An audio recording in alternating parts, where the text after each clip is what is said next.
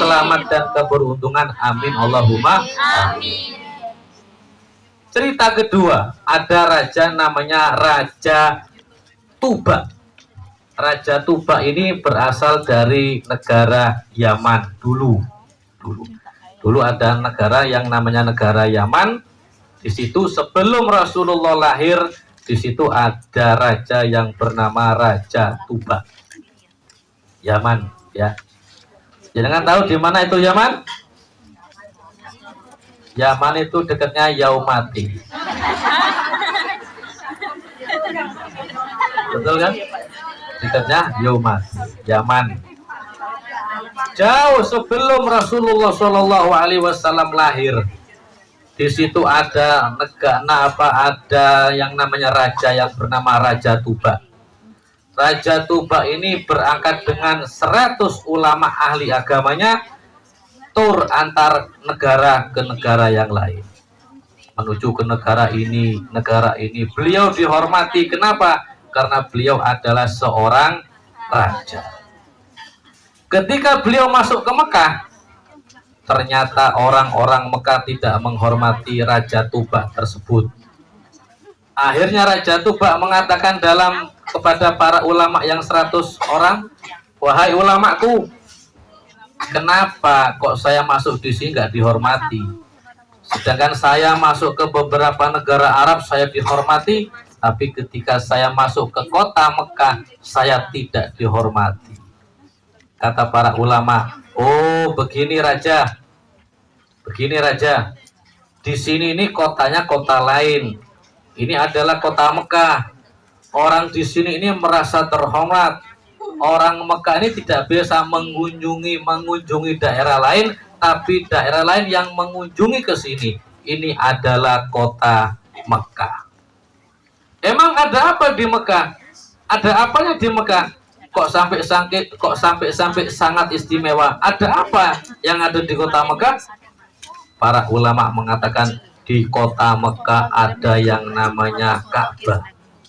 Ka'bah adalah bangunan yang sangat suci, yang sudah ada ketika di zaman Abal Basar, di zaman bapaknya para manusia, yaitu Nabi Adam alaihissalam. Orang kota Mekah menjadi mulia karena adanya Ka'bah. Akhirnya raja yang merasa tersinggung dengan Ka'bah, loh, lah wong aku iki lho raja. Aku nih raja, semua orang menghormati saya gara-gara satu bangunan kota yang bernama Ka'bah, saya tidak dihormati di sini. Awas kamu Ka'bah, akan saya hancurkan kamu.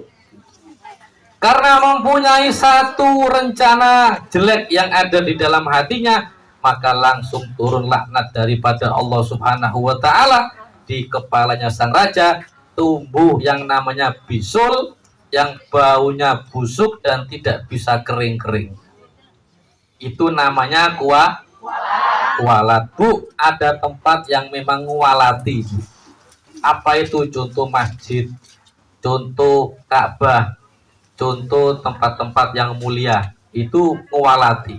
Ada tempat-tempat yang mulia seperti masjid, seperti Hajar Aswad, seperti Ka'bah, itu tempat-tempat yang mulia. Ada waktu yang mulia seperti hari Arafah, seperti sepertiga malam, seperti bainal maghrib wal isya, antara maghrib dan isya, itu waktu-waktu yang mulia. Ada orang-orang yang mulia seperti para rasul, seperti para nabi, para ulama, para syuhada, para sholihin, itu adalah orang yang mulia. Jenengan sholat satu berjamaah di Masjidil Haram itu pahalanya 100.000. Kalau jenengan sholat di Masjid Nabawi di Madinah pahalanya 100.000. Berapa? 10.000. Tapi kalau jenengan sholat di Masjidil Aqsa di Palestina 5.000. Kalau jenengan sholat di Masjid TST 1. Semua masjid satu fadilahnya. Tapi kalau jenengan sholat di Palestina, ya, di Masjidil Aqsa 5.000. Lebih meningkat lagi di Madinah, Masjid Nabawi di berapa? 10.000. Tapi kalau jenengan masjid di Masjidil Haram di Mekah pahalanya 100.000. Maka sangat eman sekali kalau ada orang haji umroh tidak sholat berjamaah malah sibuk belanja. Ada banyak sibuk belanja sampai bawanya 3 koper besar. Ini kula apa umroh pipi toh? Raja tuh Pak. Akhirnya keluar timbul sifat rencana jelek kepada Raja Tuba, ingin menghancurkan Ka'bah, langsung kualat, langsung timbul ada bisul di kepalanya yang baunya busuk dan tidak bisa kering sampai beliau sakit beberapa minggu. Tabib-tabib diundang semua untuk menyembuhkan Raja Tuba, tapi tidak ada satupun tabib yang bisa menyembuhkan karena ini bukan penyakit biasa, ini adalah penyakit kualat. Contoh kualat para nabi, para rasul, para ulama. Siapa orang yang ngerasani para ulama itu kualat. Paham gak? Kenapa? Karena orang ngerasani ghibah itu sama dengan memakan orang yang dirasani. Jenengan ngerasani saya, berarti jenengan makan daging saya. Tapi masih utuh. Podo karo Sumanto. Kalau jenengan ngerasani saya, insya Allah cukup cuma dapat dosa tapi tidak kualat karena saya bukan orang ulama. Tapi kalau jenengan ngerasani para ulama, alim ulama, jenengan pasti kualat. Kenapa? Dagingnya ulama mengandung samun, mengandung racun. Berarti kalau ada orang ngerasani ulama sama dengan memakan daging yang beracun. Pilihannya cuma 2. Kalau nggak mati ya kelenger. Makan sate yang ada racunnya, kalau nggak mati ya kelenger. Itu namanya kualat. Jangan sering ngerasani golongannya para alim ulama. Akhirnya bagaimana? Sang raja kualat, Bu. Di kepalanya timbul bau busuk, tidak kering-kering. Para tabib-tabib nggak ada yang bisa menyembuhkan. Karena apa? Karena itu adalah bukan penyakit biasa, itu adalah penyakit kualat. Akhirnya ada salah satu di antara 100 ulama yang memberanikan diri bertanya kepada raja. Raja, ya ulama, jenengan ini sakit apa sih? Gak tahu. Ini sakit sangat aneh. Saya sakit kok berminggu-minggu gak ada obat yang mujarab, gak ada tabib yang bisa menyembuhkan.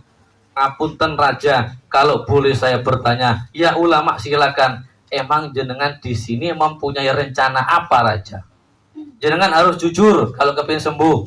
Ya ulama, saya mau jujur. Apa? Saya punya rencana ingin menghancurkan Ka'bah. Kenapa kok Ka'bah mau dihancurkan? Karena saya merasa sakit hati. Seluruh negara-negara Arab menghormati saya, tapi kenapa saya masuk ke kota Mekah? Gara-gara ada Ka'bah, mereka nggak mau menghormati saya. Akan saya hancurkan itu Ka'bah karena saya merasa tersaingi oleh Ka'bah. Maka kata si alim ulama, oh kalau begitu ceritanya, maka betul-betul kamu wahai raja itu penyakit kualat terhadap Ka'bah. Kalau jenengan kepingin sembuh wahai raja, urungkan niat jelekmu, insya Allah pasti sembuh. Begitu ya? Iya. Akhirnya niat yang jelek gak jadi diurungkan, maka besoknya langsung kering, langsung nutup, langsung sembuh. Begitu sembuh, karena dia acaranya tur antara negara ke negara, kota ke kota. Begitu sembuh di kota Mekah, mari ulama, saya sudah sembuh. Mari kita siap-siap mau pergi lagi, melanjutkan tur lagi. Dari kota Mekah, dia menuju ke kota Madinah. Ketika raja dengan rombongannya memasuki kota Madinah, akhirnya para ulama, khususnya ulama yang menyembuhkan si raja tersebut mengatakan, setelah selesai tur di Madinah, semua mau berangkat lagi keluar dari Madinah. Sang ulama berkata, raja, untuk saat ini saya nggak mau ikut dengan jenengan wahai raja. Saya nggak mau pulang lagi ke Yaman raja. Saya kepingin tinggal di Madinah. Seperti itu. Loh kok seperti itu ulama?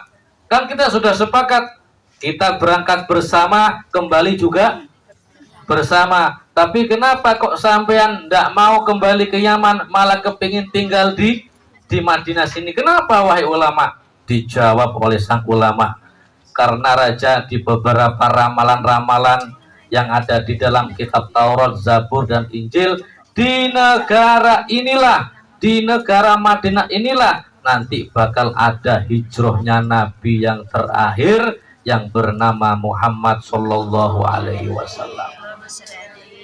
Saya kepingin menjadi umatnya Nabi tersebut.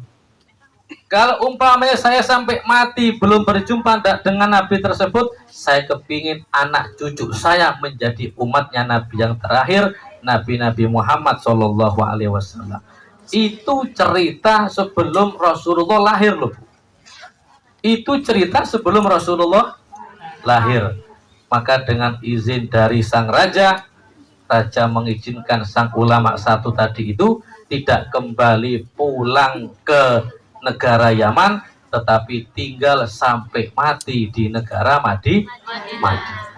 Akhirnya bagaimana? Sang raja yang belum sempat bertemu dengan Nabi Muhammad, sang raja menulis surat, wahai ulama, sampaikan suratku kepada Nabi terakhir. Saya gak kenal dengan Nabi terakhir, tetapi saya beriman kepada Nabi yang terakhir. Padahal nabinya belum ada, Nabi Muhammadnya belum lahir, tetapi ada raja yang beriman kepada Nabi Muhammad Sallallahu Alaihi Wasallam. Sampaikan suratku kepada Nabi terakhir. Kalau jenengan tidak bisa berjumpa dengan Nabi terakhir, titipkan kepada anak cucumu. Demikian dan demikian. Maka siapa yang menyampaikan surat tersebut? Yang menyampaikan surat tersebut adalah sahabat Abu Ayyub Al-Ansori. Yang menyampaikan surat dari Raja Tuba itu berselang beberapa ratus tahun adalah sahabat Abu Ayyub Al-Ansori. Siapa beliau? Kalau dilihat dari namanya Al-Ansori, beliau berarti sahabat yang asli dari Madinah. Di sahabat Ansor sama sahabat Muhajirin. Sahabat Muhajirin, sahabat yang dari Mekah. Sahabat Ansor, sahabat yang dari Madinah. Siapa beliau Abu Ayyub Al-Ansori? Abu Ayyub Al-Ansori adalah keturunan dari ulama yang menyembuhkan raja. Siapa beliau?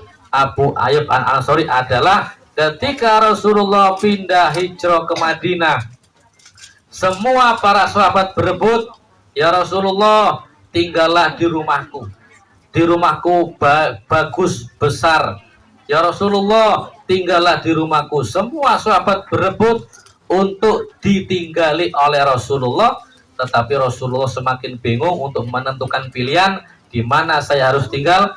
Maka Rasulullah menyuruh untanya, wahai sahabat, dimanapun onta ini berhenti, maka disitulah saya akan tinggal.